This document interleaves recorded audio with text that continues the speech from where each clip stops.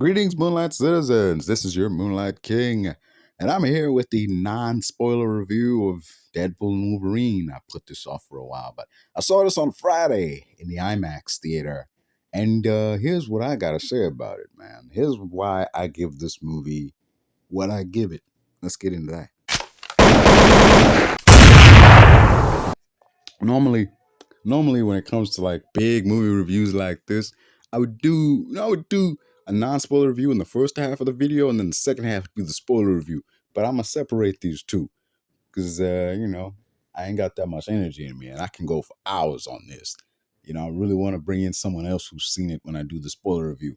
So for then, until then, we're gonna do a non-spoiler review of Deadpool and Wolverine because some of this shit you just want to see. You actively love seeing this, no spoilers. You want to watch the movie, no spoilers? Watch the first two trailers and nothing else. I mean the teaser trailer and the official trailer and nothing else. Avoid promotional material. Avoid Twitter. Avoid any form of social media. Avoid your phone. Turn your phone off. Like, if you really wanted to see this, no spoilers before it came out, you should have stayed off social media entirely. It's what I did. Like, in the days leading up to it, yeah, I was on social media, but anytime someone said Deadpool, nope, scroll. Anytime someone mentioned Wolverine, scroll.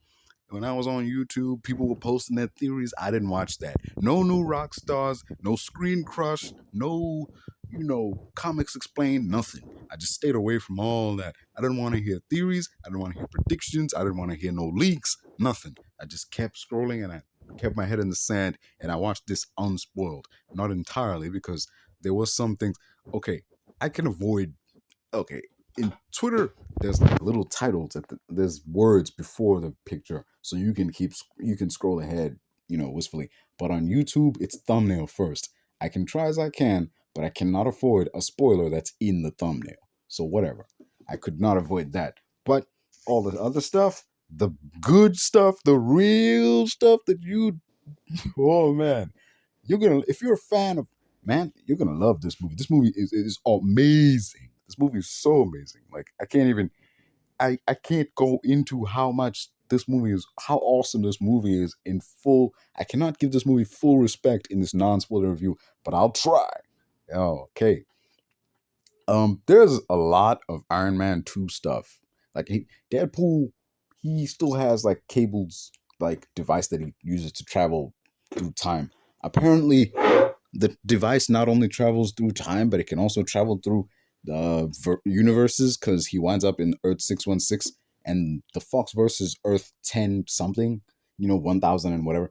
So he's in the 616 universe and he's talking to Happy Hogan. He's about joining the Avengers.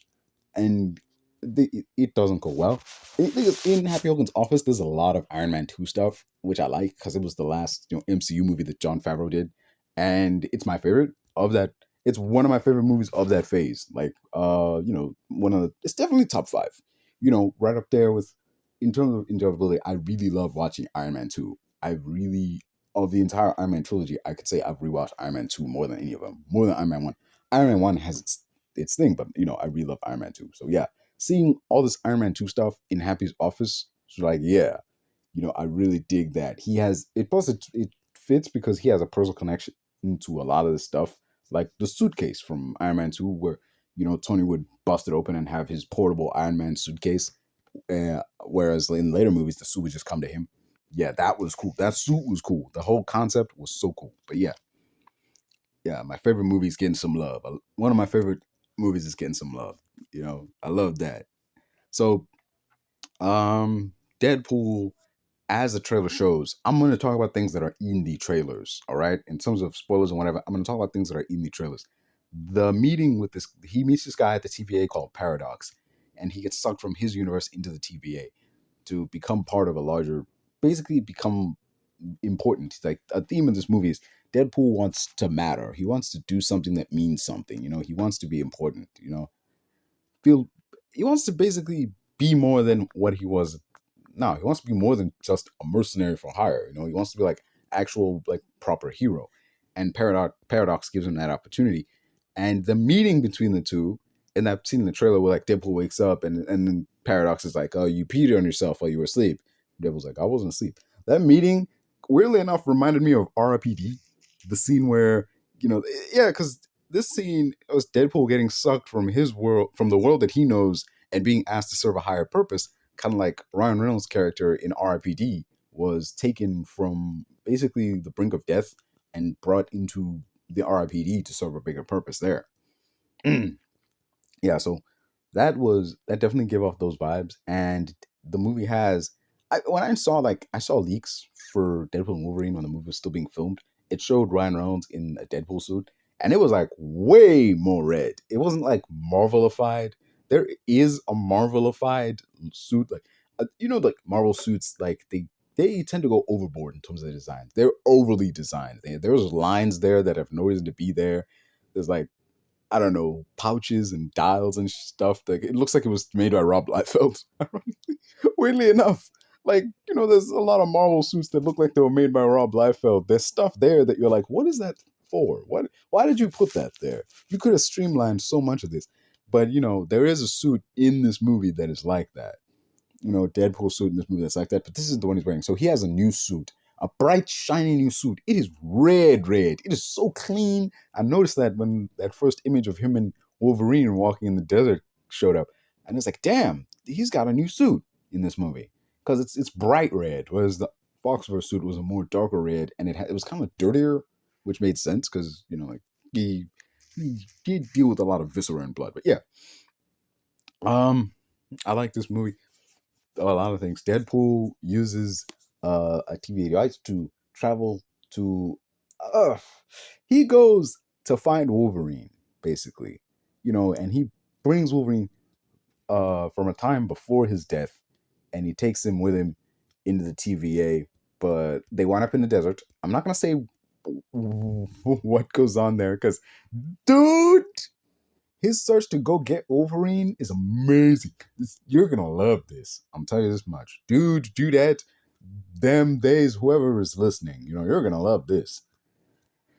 No, if you love Deadpool, you're gonna love this stuff, man. You love Wolverine, you're gonna love this stuff. Deadpool and Wolverine have this fight in the desert with Hell's Bells by AC/DC playing in the background, like right before Captain America shows up. I'm not spoiling anything. This is in the trailer. Not the Hell's Bells part, but the fact that they fight in the desert with like the 20th Century Fox logo in the background. That was a nice touch. I was like, man, R.I.P. 20th Century Fox.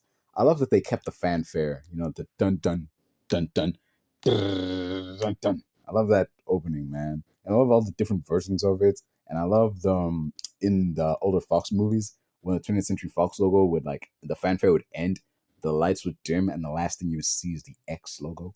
And I mean the X part of the Fox logo. That was beautiful. And I love that part. That was really poignant for the X-Men movies.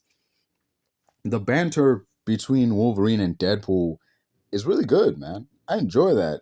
It's clear throughout all of it that, like, even though Deadpool really likes Wolverine, despite them having never met, I don't think they've ever actually met, but, like, Deadpool being this fourth wall breaking character, he's aware of other characters in the universe, other events in the universe. He knows he's in a movie, and he goes along with it.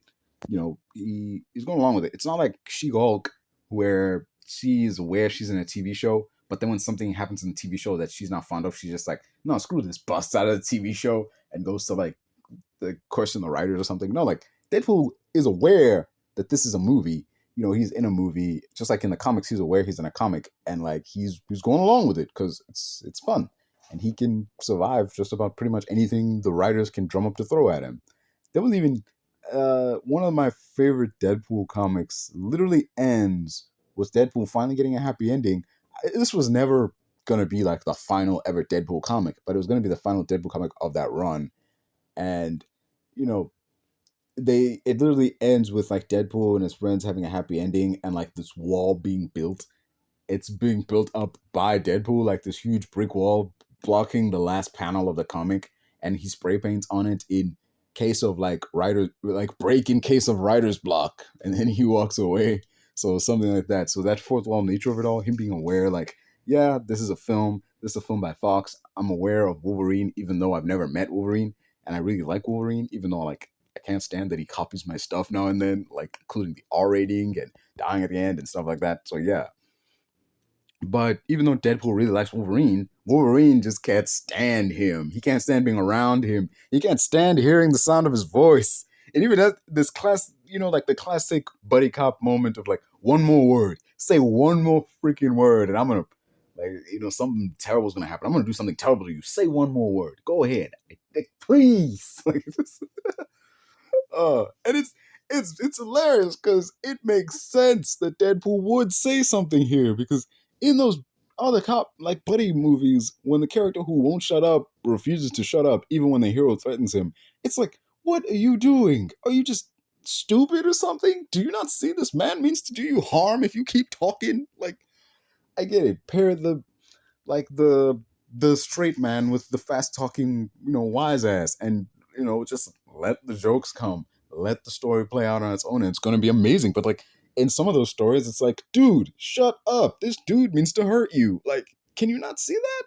But in here, it's like, yeah, Deadpool isn't taking Wolverine lightly. He's aware that, yeah, Wolverine has those claws and he can do some serious damage and stuff, but like, he'll still talk because that's his thing. He's the mark with the mouth. It would be ridiculous if he didn't. Like, it wouldn't make sense. In those movies, there's moments where like it doesn't make sense that this fast talking person is talking right now. But in this movie, it makes total sense that Deadpool just won't shut the fuck up.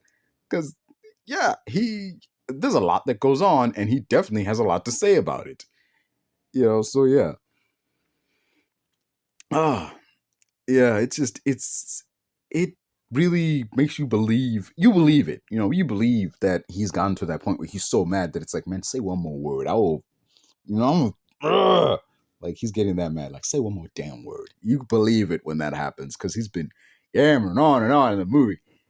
It's not yammering to the point of like just going on and on saying anything. No, he's saying stuff. The stuff he's saying makes sense. But every now and then he'll have a witty remark or a wisecrack or a joke or something to go with the stuff that makes sense. And to be with that person from point A to point B, when point A and point B probably goes on for hours. Granted, in the movie it's like a few minutes, but to travel that far for that long, that would probably take hours, stuck in a car for hours on end. Nothing to listen to but Deadpool and, radio music. I don't know how the car they were traveling in was broadcasting radio from where they were traveling in, like that void with Elias. I don't know how that car was getting radio, but somehow it was. I don't know how there's electricity. Don't question these things. These are not things that... See, I don't ask those questions when watching the movie, because the movie is that damn good. You don't ask stupid questions like, how are you able to pick up radio signal in this void? How is there electricity here? How are you living inside a rotting skull? Well, a rotted skull. Like, how? You don't ask stupid ass questions like that. The movie's that damn good. It's that damn funny. And you're seeing way too much stuff going on to even care about these little nitpicks. But yeah, man, whew. There's this moment where the two are arguing.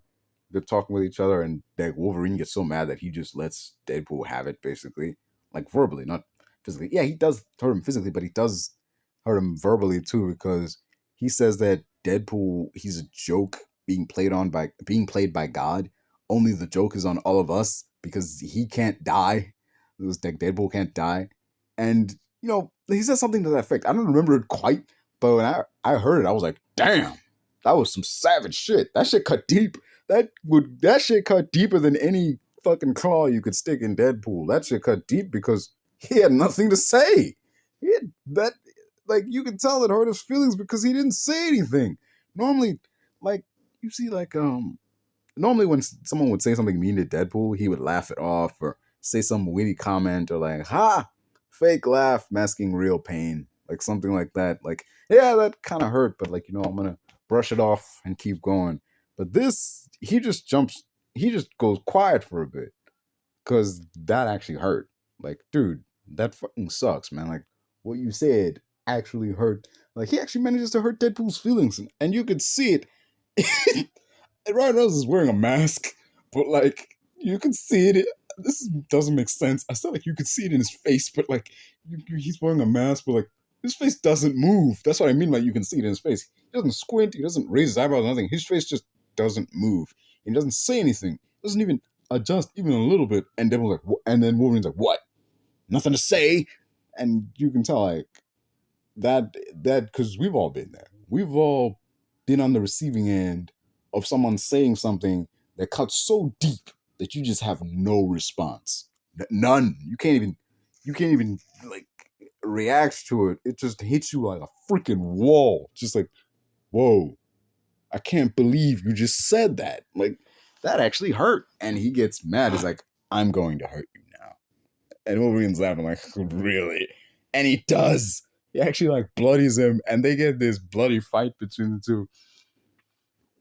The fight choreography in this movie is amazing. Okay, the one takes in this film. There's two scenes. There's two big fight scenes, featuring the main characters that are one takes. Not like a one take, like, okay, we're gonna start the camera here and then we're gonna run along the way. Like, yeah, there's one like that, but they're like the one takes we're all familiar with, where we come up with clever ways to hide camera cuts. But yeah, it's like that. Those are really good shots. There's like a 180, there's like a 360 pan around one take that, there's the one take where it's like Old Boy, where it's running alongside and the whole thing's like a side scroller beat 'em up. There's like a 360 one take where it's just one camera going all the way around one particular spot as a whole bunch of actions going on. And that's those both have their merits, and I applaud both methods of filming because they're both really effective. Anyway, so yeah, I love this movie. The fights between Wolverine and Deadpool, the fight between Wolverine and other characters, Deadpool and other characters, this really nails them.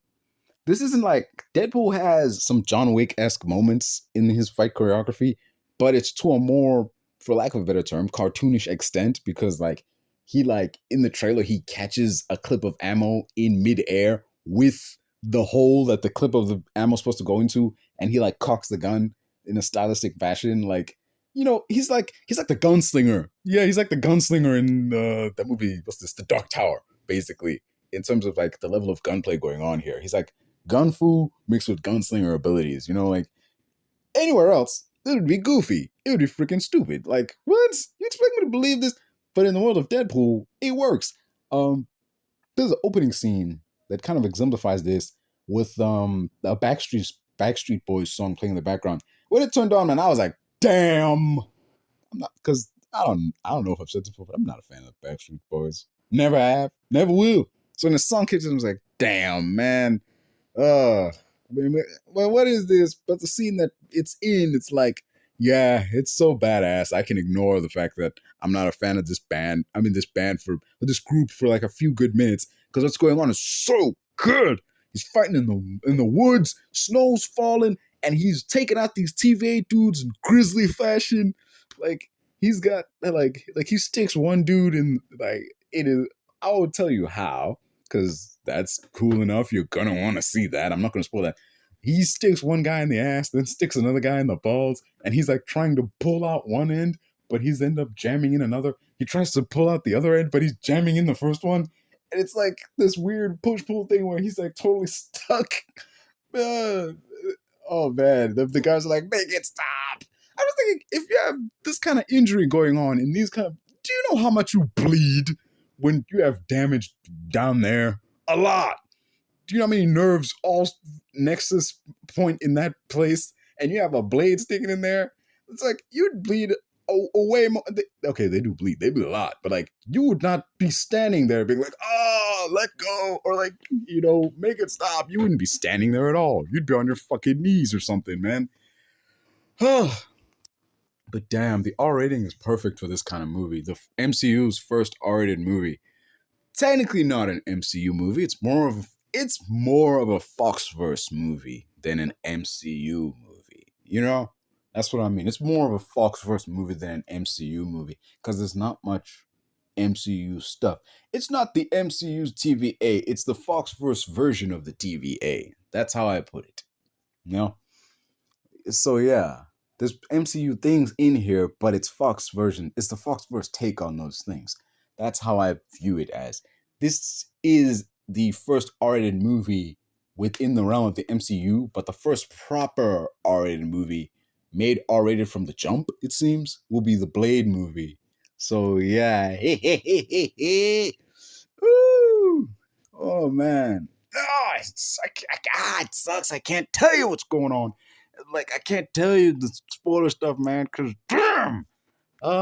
There's so many things. You know what? I'll restrain myself as much as I can. But yeah, there's some cameos we knew were coming in this movie. We knew were coming. We knew ahead of time. Elektra was gonna be here, and I was pleasantly surprised to see that. Not to mention, there was also some cameos that we didn't know were coming. I had no clue. When I went to see the movie later that day, it was like San Diego Comic-Con. So yeah, movies don't come out on the same day everywhere in countries all around. Some movies have different release dates depending on what country you're in. So it released in America. When I found out the movie released in America, that was when I was like, oh man, I gotta stay off social media. I gotta avoid comics and whatever, websites or whoever talks about this kind of stuff. And yeah, I was smart to do that. I really did get that because damn, man, when we watch SDCC and you see the panel for the Deadpool and Wolverine movie, and all these cameos that are surprised and are like, oh man, this person's here, and this person debuts here. That stuff is spoiled completely at San Diego Comic-Con. I avoided that like the plague. I'm like, they're going to have big reveals and big news at that thing, so I am not going to see that until after I see this movie. I'm not going to see anything comic related until I see this movie. I was on a mission, man. H-A-P-P-Y, I'm H-A-P-P-Y. I know I am, I'm sure I am, I'm H-A-P-P-Y. Hell yeah. That's how I was feeling watching this shit, man. This movie was just that damn good. Let me tell you something, man. This movie's got a better soundtrack than the Guardians movie. Yeah, I'll say that, man. Because not just the needle drop songs, but the film score by Rob Simonson is also pretty spectacular with all the heroic fight scenes, the slow-mo badass walkouts and stuff like that. There's all really good moments.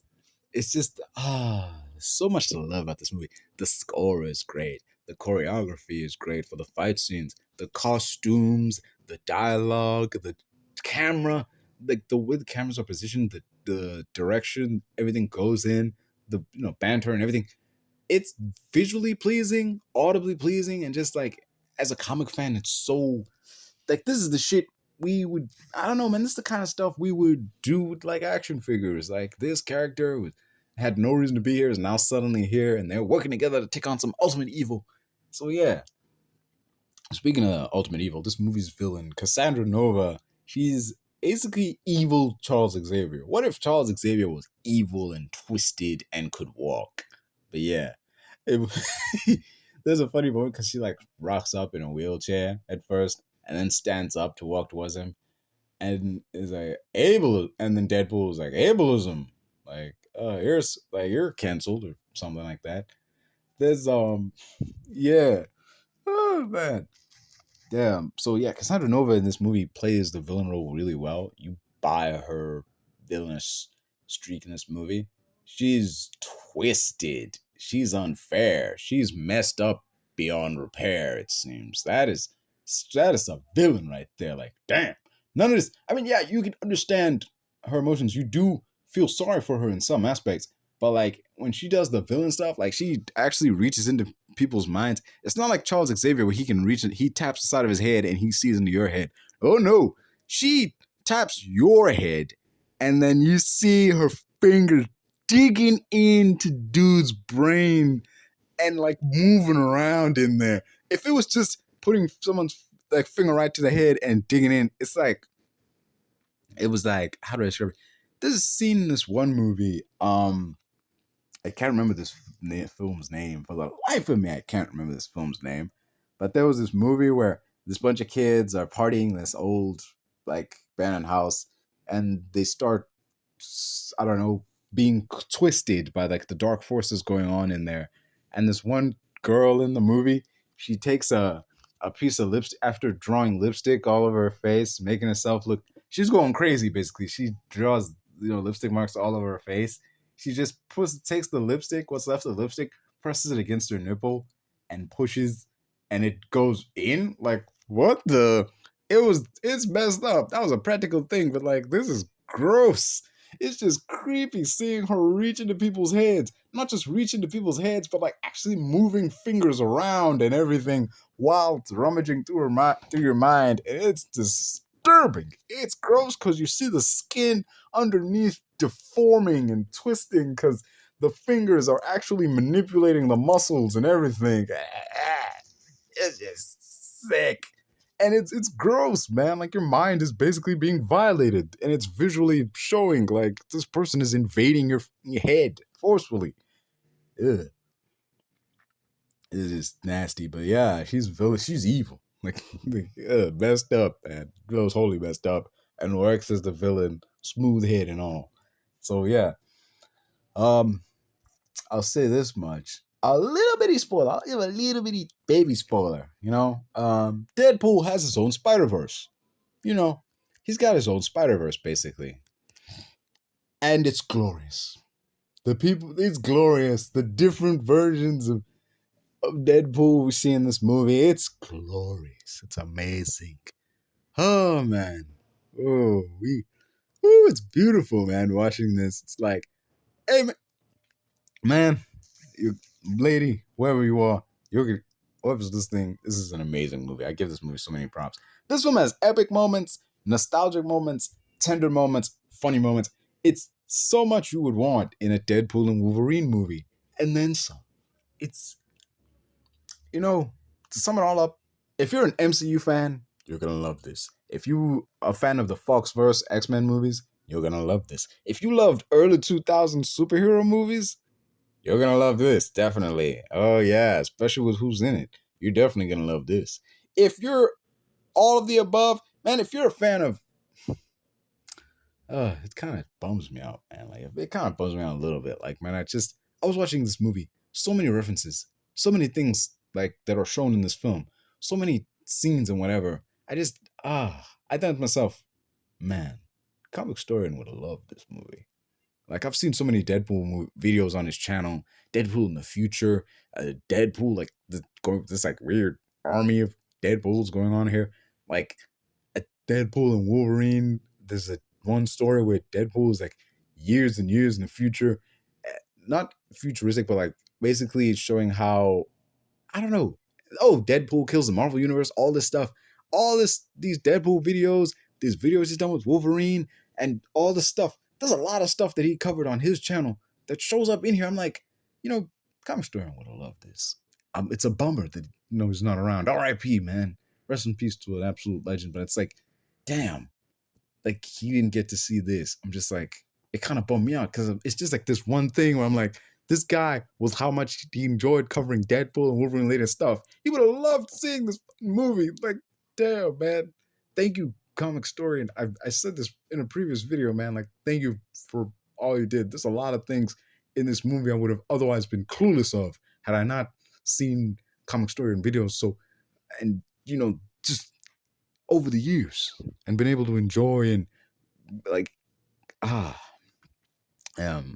sorry to get a bit heavy on you folks. Like, just let it be known. Like, he played a big role in like me continuing to enjoy comics and being aware of stories that I could otherwise not be able to get my hands on. But yeah, one of the big contributing factors in like me being a fan of Deadpool, even like beyond just the films. But yeah, that's what that. I saw this in IMAX. I saw this in IMAX. Everything in the foreground was crystal clear. Some of the stuff in the background was fuzzy as hell. In the beginning, there were some amazing 3D moments that actually felt like they were right on the edge of the screen. Like when the claws would like move like past someone's head and go right in front of the camera.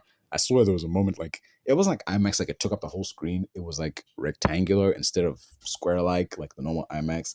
And there was a moment where the claws seemed to go past where the screen was playing and into the black bars. I love that. That was cool. It was, yeah. You can tell this was made with IMAX/3D in mind, particularly with that opening sequence in the snow. So yeah, bottom line, this film was a wondrous send-off to the Foxverse, not just the X-Men and Fantastic Four, but those early 2000s movies. It was a perfect closing chapter on all that. From the beginning of the movie all the way to the credits. Oh, especially those credits. I love those credits, man. I look back at this film as a look back at the entire Foxverse from 1999 to 2024. It's a send off to 20th Century Fox's superhero movies, and it's glorious. I don't say that much, but it's effing glorious, man. So yeah, I give this movie a 9 out of 10. A definite 9, and not just a 9 out of 10. This is a 9.999999 out of 10. That's what I give this movie. That's absolutely what I give this movie. A 9.999999 out of 10. But yeah, don't forget to like, share, subscribe. I've been your Moonlight King. This has been Moonlight Kingdom Reviews, and I've just reviewed the 2024 most badass movie in MCU history to date, at least until that Avengers Secret Wars or Avengers Doomsday comes out. Yeah, that's all I got to say. So have a nice day, all, and snick, motherfuckers. I will spoil one thing, though. Henry Cavill. Do it that info, you will. You could try to play, but you're never gonna beat me. Look the other way, what I'm doing ain't easy. Bloody hands stained from the people who deceive me. Bloody hands break through the chains, go free me. Looking for change, looking for pain, pulling a mob, pushing a train. I'll never stop, stick to a lane, pick up the pieces and go rearrange. I'll be the best above all the rest, put me to the test. Expect nothing less, you check as I'm chess, what's happening next, yeah. You got the venom, a tangible weapon, no coming in second. This life is a lesson, he got a new engine from blood, it's a blessing. New focus, no guessing, just hold an obsession. I'm in his possession, you got their attention. I'll leave an impression and take your redemption. Just kill no discretion, your mind is a weapon. 11, it's time for progression. You could try to play, but you're never gonna beat me. Look the other way, what I'm doing ain't easy. Bloody hands stained from the people who deceive me. Bloody hands break through the chains, go free me. People like sheep, both feet hurt it easy. You don't wanna be fast asleep on this feeling. Better stand tall, ready for a fight, believe me. When they try the chains, you can say no, free me. So he's been looking for somebody who could save him, instead of searching inside for what they gave him. A strong will, strong mind causes mayhem. We could change the world, change times, rearrange them. Staying on pace, running the race. Life is a chase, I don't want a place. I wanna be first, work till it hurts. Dehydrated thirst till I'm in a hearse. High ambitions in the right mind can take you so far. It's like you lived a few lifetimes. Take off from a break off from the weak mind. Think and stay soft, you can change lives, you create thoughts. Never waste time, you got one shot, you got one life. Better pop off, what do you like? Make a dream job, no 9-5, no mean boss. Just my life and free thoughts. You could try to play, but you're never gonna beat me. Look the other way, what I'm doing ain't easy. Bloody hands stained from the people who deceive me. Bloody hands break through the chains, go free me. People like sheep, move feet, hurt it easy. You don't wanna be fast asleep on this feeling. Better stand tall, ready for a fight, believe me. When they try the chains, you can say no, free me.